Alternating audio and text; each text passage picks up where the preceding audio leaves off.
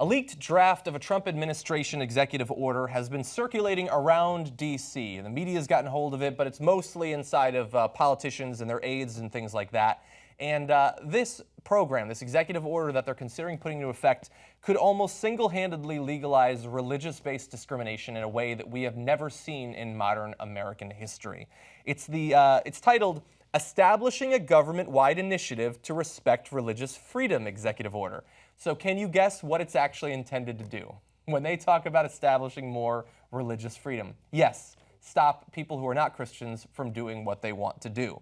The 4-page draft order construes religious organizations so broadly that it covers any organization, including closely held for-profit corporations, and protects religious freedom, quote unquote, in every walk of life, when providing social services, education, healthcare, earning a living, seeking a job, or employing others, receiving government grants or contracts, or otherwise participating in the marketplace, the public square, or interfacing with federal, state, or local governments. So pretty much everything an organization can do, they will now receive new protections there.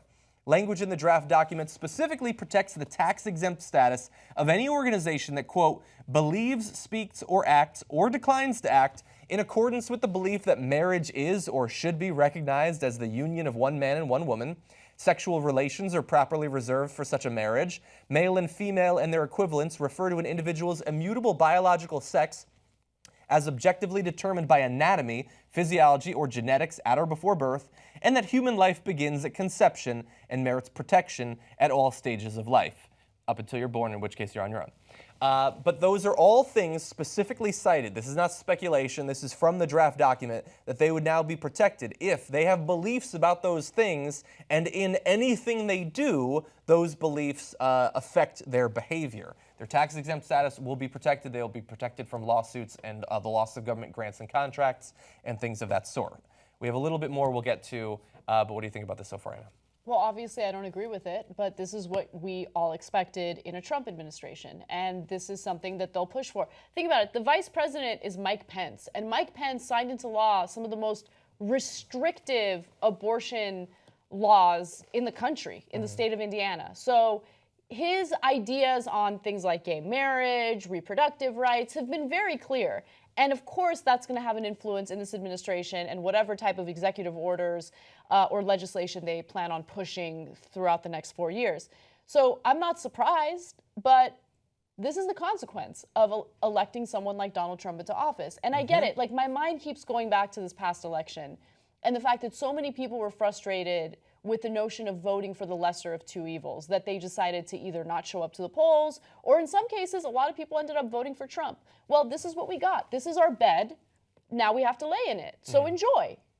It is what it is. You can lay in it, but you have to lay in it with someone of the opposite sex. Yeah, exactly. As determined by anatomy, people. If ever there was an example of an overreach of government, wouldn't this be it? Yeah. Right? So, I mean, you're giving businesses the ability to discriminate against you, to judge you based on your personal life, based on what you do in your personal life. Why? Yeah. Why do these people care so much? Republicans, cannot stop thinking about gay sex. That's the amazing thing. Like, when I meet someone, the first thing that goes in my mind isn't like, oh, who are they fucking? Like, where does the penis go? Like, that doesn't matter to me. I don't care because I have other things to do, right? But Republicans... I make time for it. I'm a busy guy too. Cannot stop obsessing over gay sex. They can't stop obsessing over how they can restrict people's ability to do what they want to do with their own bodies. They claim they're about liberty, but that's not liberty. Liberty is not sitting there and dictating what a person can do with his or her own body. Yeah. But anyway, again, this is the bed. We are now laying in it, so enjoy. Yeah. I don't know what else to tell you. Yeah. Well, I have a little bit more to tell you, and it's about how broad this discrimination is going to be. Because they gave examples there about whether you're trans or not, abortion, same-sex marriage, premarital sex, by the way. So you might think, well, I'm straight, and my biological and self-identification of my gender go together, so what does it matter? Yeah, but even if you're having sex outside of marriage, and I have no idea how they'd even know, but if they did know, they can discriminate against you. They can not sell you a cake, or they can fire you from their job. They can not offer you health insurance, all of those things. And it goes really fast. So this is how broad it is. So this sets forth a definition of, quote, religious exercise that extends to, quote, any act or refusal to act that is motivated by a sincerely held religious belief, whether or not the act is required or compelled by, or even central to, a system of religious belief. And so they gave examples, and please take note that all those examples are the religious values of Christians, conservative Christians, and not from other religions necessarily. But here, it doesn't even matter if it's like technically a central core of your religion. You just have to sincerely hold it. It is not compelled. It can be anything that you find in the Bible. If you take issue with what a person is doing, you will now be able to discriminate against them and be legally protected in a wide swath of different activities. Good.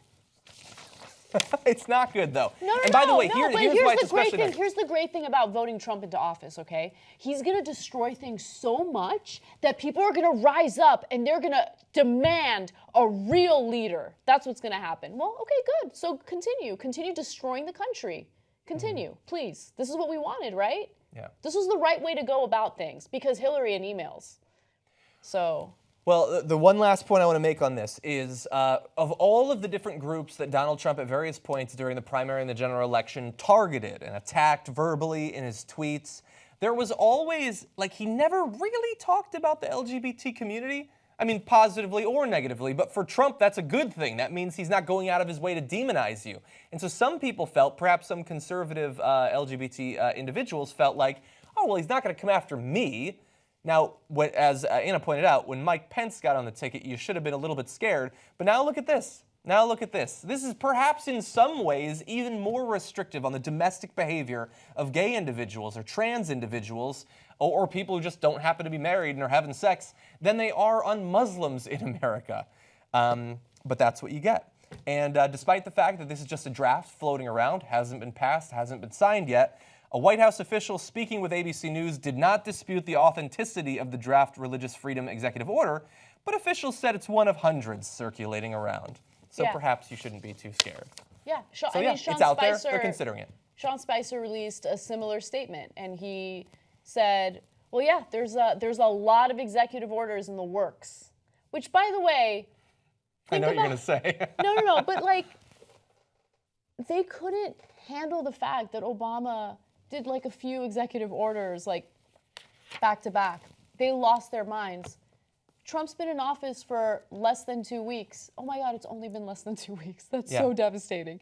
And he just keeps signing one after the other. Imagine how cramped his tiny little hand is from all the executive order signing he's had to do. That's the most work he's done. Exactly. Now, the difference is that Obama was signing executive orders that enshrined religious bigotry, like when he tried to cap methane emissions. Yep. Fucking Christian terrorist. Thanks, Obama. Anyway, don't worry. They're probably going to overturn that as well. If you sign up for TYT membership, you'll be saying, thanks a lot, bitch. TYTnetwork.com/join.